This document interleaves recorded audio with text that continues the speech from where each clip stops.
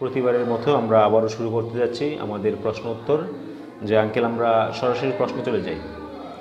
আমাদের এক ভাই নীরব নিলয়, উনি অনেক সময় অনেকভাবে আমাদের প্রশ্ন করেন, উনি অনেক বিষয়ে জানতে চেয়েছেন এবং অনেক প্রশ্নের উত্তরে আমাদের অনেক ভিডিওতে তিনি বলেছেন যে ভাই আমরা অনেক উপকৃত হয়েছি, আপনার ভিডিও দেখে আমরা অনেক জানতে পেরেছি এবং আমিও অনেককে জানাই আপনাদের ভিডিওর ব্যাপারে। তো উনি এখন জানতে চাচ্ছেন ভাই, আর্দ্রতার জন্য পানি দিতে হয় কিভাবে? তো বিশেষ করে আর্দ্রতাটা প্রয়োজন হয়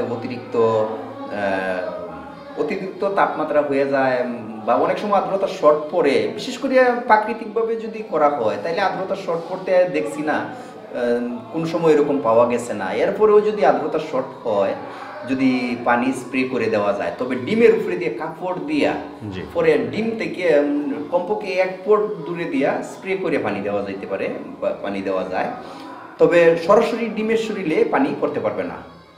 সরাসরি ডিমের শরীরে যদি পানিটা পড়ে তাহলে তাপমাত্রা তো আছে কিছু, তো পানিটা পড়ার সাথে সাথে অতিরিক্ত একটা তাপমাত্রা হয়ে যাবে। অতিরিক্ত তাপমাত্রা হয়ে গিয়ে ডিমগুলি নষ্ট হয়ে যাওয়ার সম্ভাবনা থাকে। ওই জন্য আর বিশেষ করে প্রয়োজন হয় না, প্রাকৃতিকভাবে যে আর্দ্রতাটুকু পায় ওইটুকুই চলে।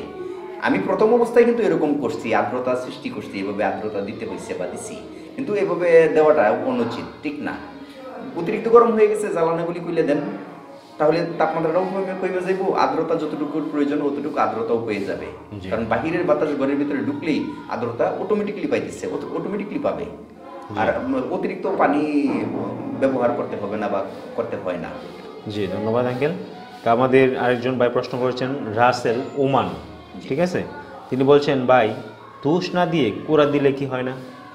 জি, বেডের জন্য তিনি বলছেন আর কি, যে তুষ ব্যবহার না করে কুড়া দিলে হয় না। আঙ্কেল আসলে আমরা বেডের ক্ষেত্রে কুড়া দেওয়া যাবে। জি, বেডের ক্ষেত্রে কুড়া দেওয়া যাবে, তবে এখানে একটা প্রবলেম হইতে পারে। কি প্রবলেমটা? কুড়ার মাধ্যমে তাপ যে সময় উইটে যায়, এই সময় তাপটা বেশিক্ষণ ধরে রাখবে। জি। আর যদি ওটু তুষটা হয়, মানে ধানের যে সারা ওটু মিলের যে ধানের তুষটা, ওই তুষটা হইলে সর্বোচ্চ আমি দেখতেছি এই তুষটার কোনো বিকল্পই নেই। জি, কুড়া দেয়া করা যাবে, ঠিক আছে, তাপটা বাড়িয়ে যাওয়ার সম্ভাবনা থাকে। কুড়াটা তো পাউডারের মতন থাকে, এতে করে এখানে তাপটা বেশি সৃষ্টি হয়ে যাওয়ার, এক পর্যায়ে বেশি সৃষ্টি হওয়ার সম্ভাবনা আছে। ওই বিধা কুড়াটা না দিয়ে তুষটা দিলেই সবচেয়ে ভালো হয়। তবে কুড়া দিয়েও চলবে যদি ঘরের পরিবেশ সেরকম থাকে, যদি খোলামেলা থাকে, যদি দেখা গেছে যে অতিরিক্ত তাপ হয়ে গেছে, ওই ক্ষেত্রে তাপটা কমানোর মতন একটা ব্যবস্থা আছে, তাহলে কুড়া দিয়েও হবে। বেডের কাজটুকু হবে। আবার সিলিন্ডারে করে দেওয়া যাবেই না কুড়া। জি জি, এই আর কি। তো আঙ্কেল, আমরা আরেকটা প্রশ্ন চলে যাচ্ছি। আমাদের এক ভাই বলছেন, ভাই আমি 1000 ডিম দিয়ে হ্যাচারি শুরু করতে চাই, আপনার অভিজ্ঞতা থেকে যদি আমাদের কিছু পরামর্শ দিতেন আমি অনেক বেশি উপকৃত হতাম। বিশেষ করে আপনার কথাগুলো আমার অনেক ভালো লাগে, আপনার কাছ থেকে আমি অনেক কিছু জানতে পেরেছি। এই বিষয়টাই শুধু আমি জানতে চাচ্ছি যে 1000 ডিম দিয়ে হাঁসের যে হ্যাচারি শুরু করতে চাই, এটাই বিষয়ে আপনি একটু পরামর্শ যদি তাকে দিতেন। হ্যাঁ, 1000 না 500 ডিম দিয়েও করা যায়, তবে 1000-এর উদ্যোগটা মোটামুটি ভালো একটা উদ্যোগ। ওই ডিমটার মাধ্যমে তাপমাত্রাটা ধরে রাখতে খুব সহজ হবে, ভালো হবে, খুব সুন্দর হবে। নতুন মানুষ 1000 দিয়ে করাটাই ভালো।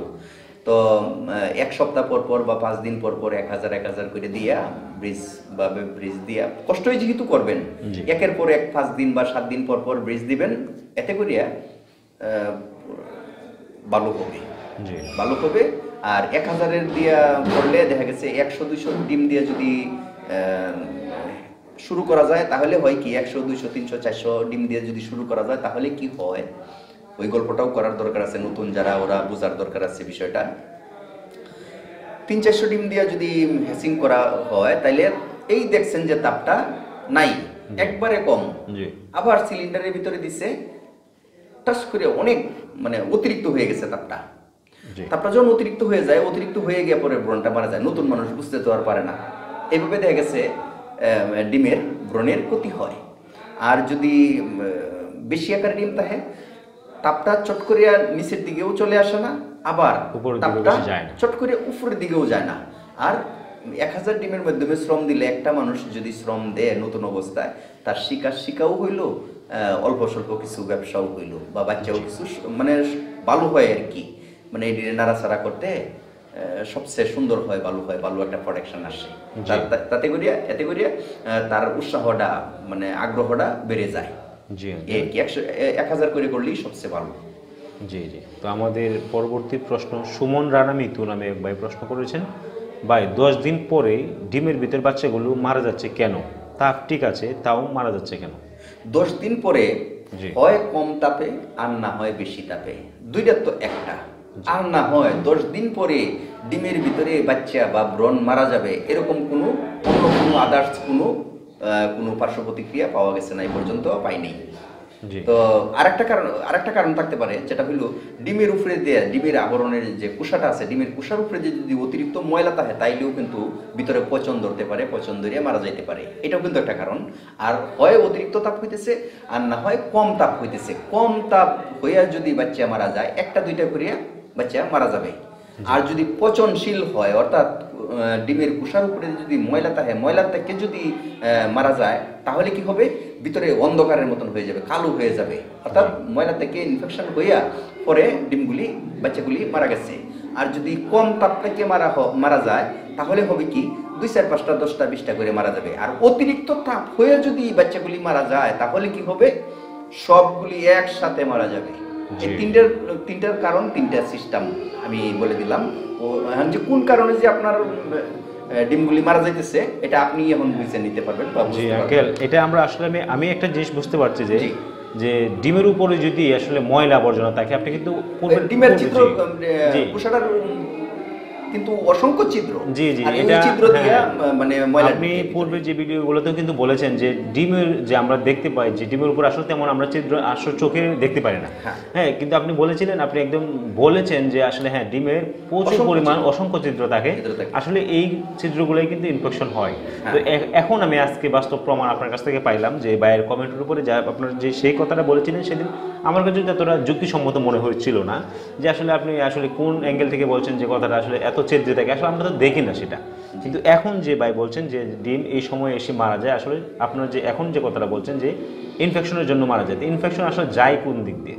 যে আপনি 3টা উদাহরণ দিলেন যে যদি ইনফেকশনের জন্য মারা যায়, তাহলে কি হবে, বাচ্চার ভিতরে অন্ধকার হয়ে যাবে। অন্ধকার হয়ে যাবে। হ্যাঁ। আর যদি কম তাপের জন্য মারা যায়, তাহলে 2, 4, 10টা 20টা করিয়া মারা যাবে।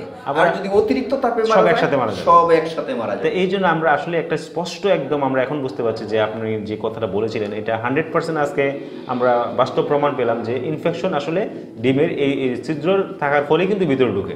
হ্যাঁ, তো অবশ্যই খামারি ভাই যারা আছেন সতর্ক থাকবেন যে আঙ্কেলের আসলে এই কথাটা আজকে আমার একদম মনে ধরছে যে আসলে উনি তো একদম বাস্তব অভিজ্ঞতা থেকে বলেছিলেন। হয়তো এটা বুঝতে পারছেন দেখে মনে ধরছে, জি। বিষয়টা ব্রেনে জি, এটা আমি আজকে আমার যদি না বুঝতেন তাহলে কিন্তু এই যে অন্যদের মতন খারাপ কমেন্টই করতেন, এই আর কি বিষয়টা। তো আসলে আমার ব্যক্তিগতভাবে এটা খুব ভালো লাগছে যে আসলে খুবই একটা মানে টেকনোলজির ব্যাপার স্যাপার এখানে আছে, যে অবশ্যই আঙ্কেল আমরা গুরুত্বপূর্ণ প্রশ্নটা কিন্তু আজকে আমি পেয়ে গেলাম, বিশেষ করে আমি পেয়ে গেলাম। তো আপনার এরকম ভিতরের যে কথাগুলো আমরা আসলে জানার জন্য প্রতিনিয়তই আগ্রহী থাকি, আর প্রত্যেকটা কথাই কিন্তু আপনার গুরুত্বপূর্ণ, হয়তো আমরা প্রত্যেকটা অনেকেই কথাই বুঝি না, এরকম, আমরা বোঝার বুঝি না মতো। বা বুঝতে চেষ্টাও করি না, যে আমরা যে যার সমস্যা নিয়ে ব্যস্ত থাকি, যার ফলে আমরা মনে করি যে আমার সমস্যা যেটা সেটা তো তিনি বলেন নাই। আসলে আমার সমস্যাটা হইতে কতক্ষণ, আমার সমস্যাটা হইতেও পারে যে আমি এই ভিডিওটা আগে দেখে রাখলে হয়তো এই সমস্যাটা আমি ফেস করবো না, এর আগে আমি সতর্ক হয়ে যাব, যেহেতু আপনি একজন দক্ষ কারিগর এই বিষয়ে আমরা জানি। তো আঙ্কেল আমাদের সময় একদম কম, আমরা এখন শেষ করতে হচ্ছে, পরবর্তী ভিডিও অবশ্যই আপনাকে নিয়ে করা হবে। আপনি ভালো থাকবেন, সুস্থ থাকবেন, আলহামদুলিল্লাহ। আপনি কিছু বলবেন? বলবো, আপনি আসলে যে বুঝতে পারছেন আমার কথাগুলি, যে বুঝতে পারছেন, আপনাকে অসংখ্য ধন্যবাদ। মানে আপনি যে বুঝছেন, মানে আপনি একজন কিন্তু এই বিষয়ে কিছুই না, জি জি, এই হিসাবেও যে কথাগুলি বুঝতে পারছেন, আপনাকে এই জন্য অসংখ্য ধন্যবাদ। আর দর্শক বন্ধুদের উদ্দেশ্যে বলবো এটাই, আপনারা ধৈর্যহারা হওয়ার দরকার নেই, ধৈর্য ধরেন, আস্তে আস্তে করিয়া সুন্দর করে আস্তে আস্তে করে বোঝার চেষ্টা করেন। প্রথম প্রথম ভালো লাগবে না, কথাগুলি কিরকম লাগবে, কারণ এটা তো শিক্ষণীয় বিষয়, ওই জন্যই কিরকম লাগবে, মজা লাগবে না, ভালো লাগবে না। ধৈর্য ধরুন, ধৈর্য ধরিয়া আস্তে আস্তে করে শুনতে থাকুন, শুনতে আস্তে আস্তে করে যখন ব্রেনে ঢুকবে আর আস্তে আস্তে করে যখন বোঝা শুরু করবেন, তখনই কিন্তু আপনার কাছে ভালো লাগবে, মজা লাগবে। জি জি, তো আপনাদেরকে অসংখ্য ধন্যবাদ। আপনারা